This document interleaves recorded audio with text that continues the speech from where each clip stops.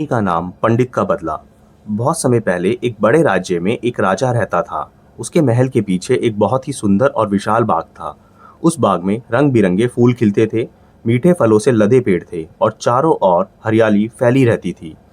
उसी बाग में बंदरों का एक बड़ा झुंड भी रहता था। वह दिन भर पेड़ों पर उछल कूद करते, फल खाते और खुशी से खेलते रहते। उस झुंड का एक बुद्धिमान बंदर राजा भी था, जो हमेशा अपने साथियों की सुरक्षा का ध्यान रखता था। एक दिन राजा के दरबार का पंडित किसी काम से उसी बाग से होकर गुजर रहा था।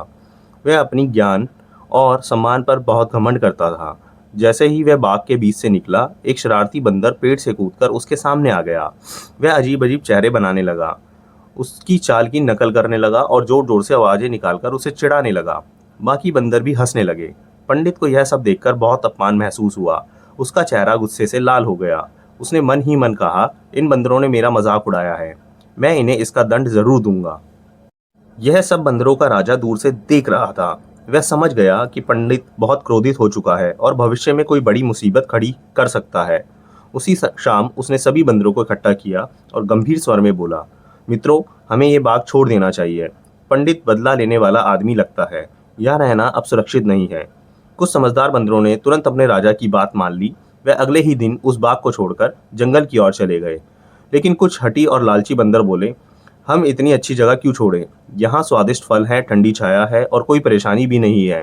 केवल डर की वजह से हम यहाँ से नहीं जाएंगे। बंदरों के राजा ने उन्हें बहुत समझाया, लेकिन वह नहीं माने। आखिरकार दुखी होकर वह अपने साथियों के साथ वहां से चला गया। कुछ दिनों बाद महल के अस्तबल में अचानक आग लग गई।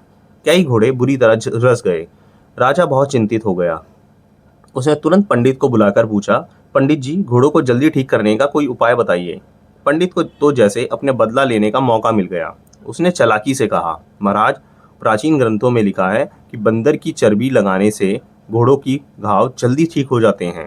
राजा ने बिना सोचे समझे सैनिकों को आदेश दे दिया, बाग में रहने वाले सभी बंदरों को पकड़ लिया जाए। राजा के सैनिक बाग में पहुंचे और वहां रहने वाले उन हठी बंदरों को पकड़ लिया। कुछ ही समय में सभी बंदर मारे गए। जब यह खबर बंदरों के राजा को मिली, उसकी आंखों में आंसू आ गए। उसने दुखी होकर कहा, काश उन्होंने समय रहते मेरी सलाह मान ली होती।